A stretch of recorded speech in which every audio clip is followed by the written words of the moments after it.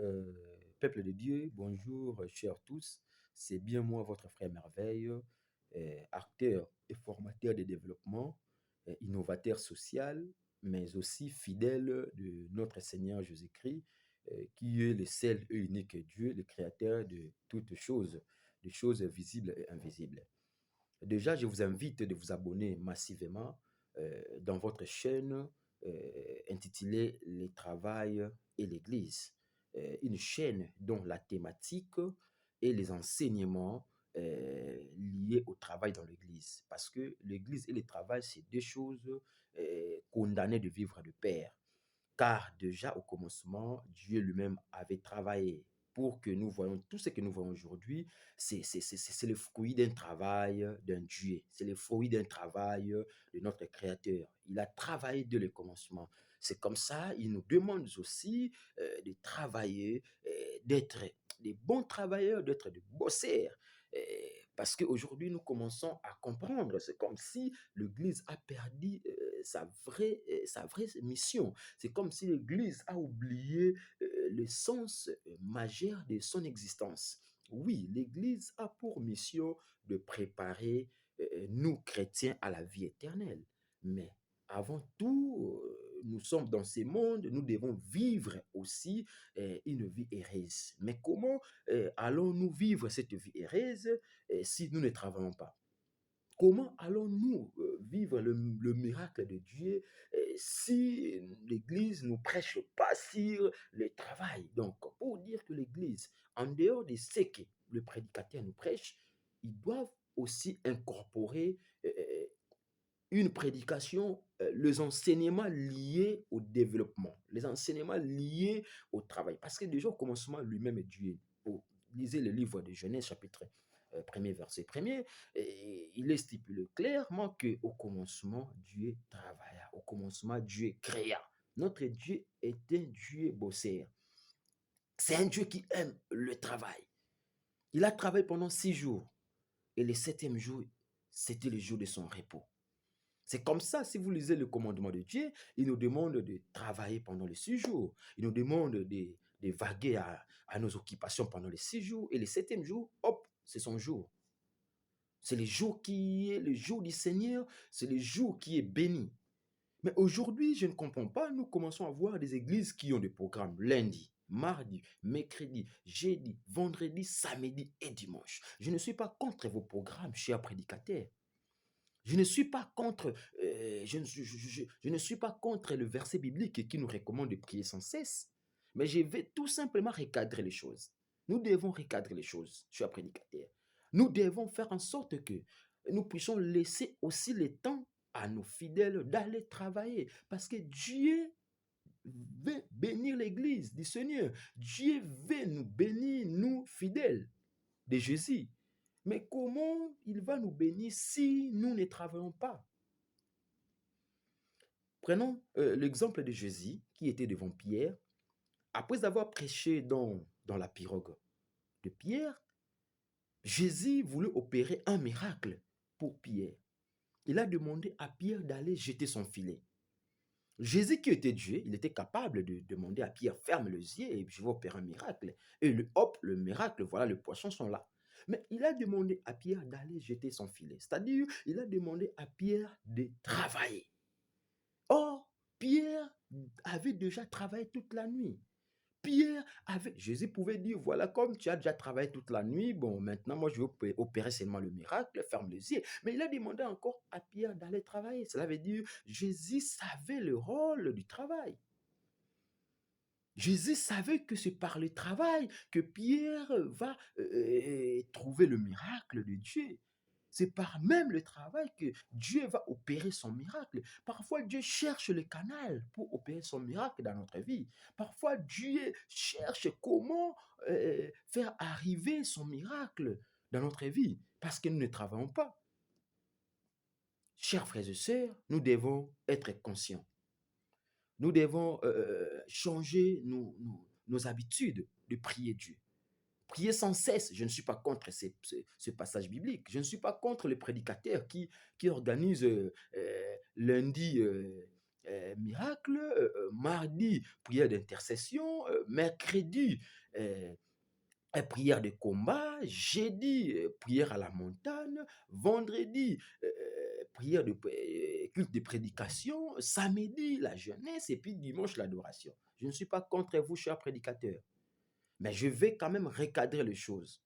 Que notre Dieu a besoin que nous puissions travailler pour qu'il puisse aussi en retour nous bénir. Parce que nous demandons chaque jour à Dieu, bénissez-nous, bénissez-nous. Il va nous bénir seulement au travers du travail. Parce que lui-même, c'est un bon travailleur. Lui-même, au commencement, il a travaillé. Pendant 6 jours, cher prédicateur, cher chrétien, pendant 6 jours, notre Dieu a travaillé. Il s'est reposé le 6e jour. Au commencement, il a travaillé. C'est comme ça, dans la Bible, il est écrit, tu mangeras à la sueur de ton front.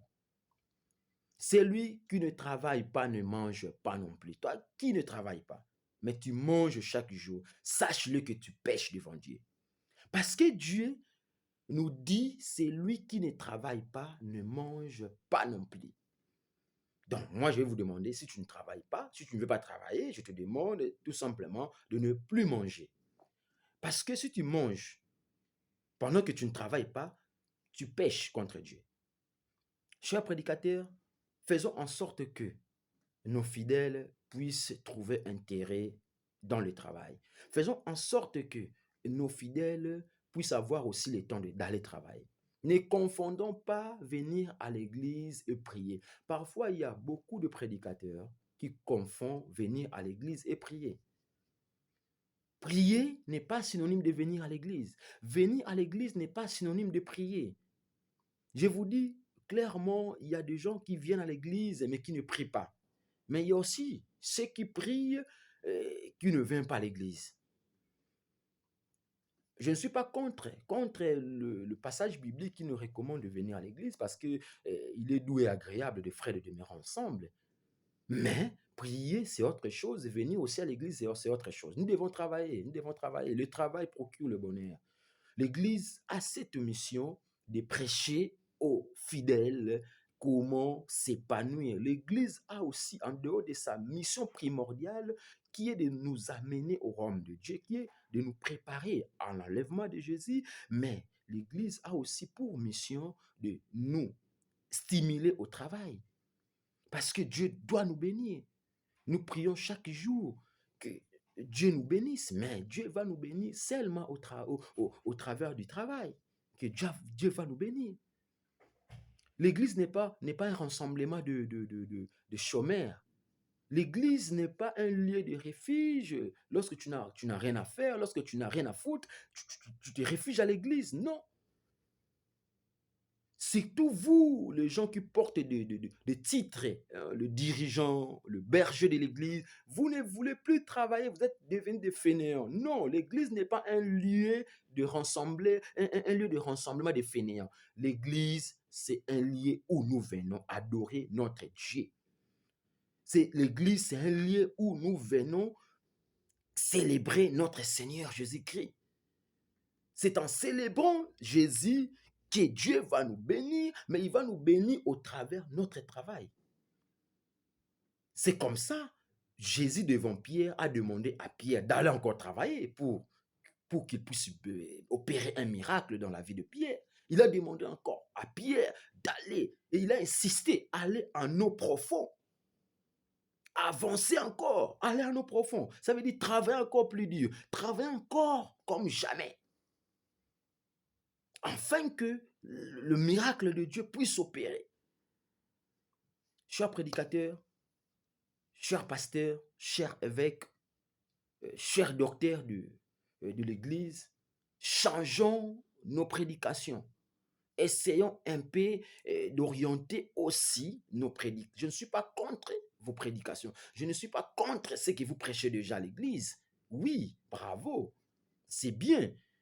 Mais nous devons aussi faire en sorte que nous puissions laisser un peu de temps à nos fidèles d'aller travailler. Lundi culte, mardi culte, mercredi, jeudi, vendredi matin au soir. Et à la fin du mois, vous demandez la dîme. Sachez-le que vous péchez. Vous péchez devant Dieu parce que vous ne laissez pas le temps à vos fidèles d'aller travailler. Comment ils vont donner le dîme? Comment ils vont donner l'offrande? Comment Dieu va le bénir?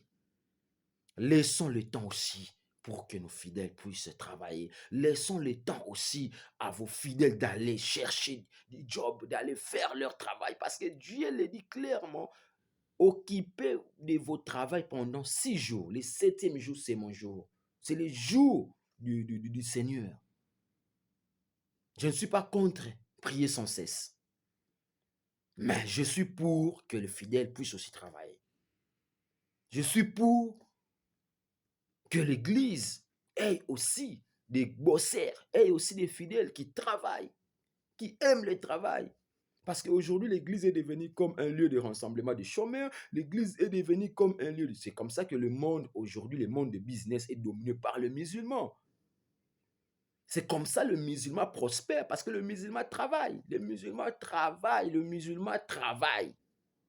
Mais nous, chrétiens, nous sommes là en train de prier, mais nous ne voyons pas le miracle dans nos vies. Nous ne vivons pas le miracle. C'est parce que nous ne voulons pas travailler, tout simplement. C'est parce que Dieu cherche la voie pour nous bénir. Il ne trouve pas. Chers prédicateurs, s'il vous plaît, laissons un peu l'espace à nos fidèles de travailler. Ne prenons pas le fidèle lundi, du matin au soir, mardi du matin jusqu'au dimanche du matin au soir. Non. Laissons un peu le temps pour le travail parce que Dieu doit bénir. Au commencement, Dieu travailla. Celui qui ne travaille pas ne mange pas non plus. Si tu manges pendant que tu ne travailles pas, tu pèches devant Dieu. Tu mangeras qu'à la sueur de ton front. Chers frères et sœurs, je vous invite à bosser, je vous invite à travailler. C'est comme ça, au cours de prochaines vidéos, nous allons maintenant commencer à apprendre, à vous apprendre bien sûr, comment fabriquer le gâteau par exemple, comment fabriquer le pain, comment faire le chips, comment faire le beignet, comment faire le popcorn, comment faire beaucoup de trucs, afin que vous puissiez, parce qu'aujourd'hui, vous avez un iPhone, hein, je crois, vous avez un Android de 50, 70, 80 euros. Mais est-ce que savez-vous qu'avec 50 euros, vous pouvez créer une entreprise? Est-ce que savez-vous qu'avec 80 euros, vous pouvez commencer déjà votre micro-entreprise et puis gagner 1500 euros à la fin du mois? Mais regardez bien votre téléphone. C'est un téléphone de 150 dollars, c'est un téléphone de 200 euros, mais pendant que vous n'avez pas de travail, pendant que vous êtes chômeur, ce n'est pas seulement la charge, ne revient pas seulement au prédicateur, même à vous fidèles, même à vous chrétiens. Vous avez aussi votre responsabilité. Vous devez éveiller votre conscience. C'est comme ça, c'est déjà promis. Dans les prochaines vidéos, nous allons vous enseigner, nous allons vous former comment faire des trucs, comment investir, comment fabriquer le beignet, comment faire le gâteau, comment faire tout. Parce qu'avec 50 dollars, avec 50 euros, vous pouvez déjà investir et puis gagner chaque mois 1500 euros. Restez toujours branchés, vous ne serez jamais déçus. Au revoir.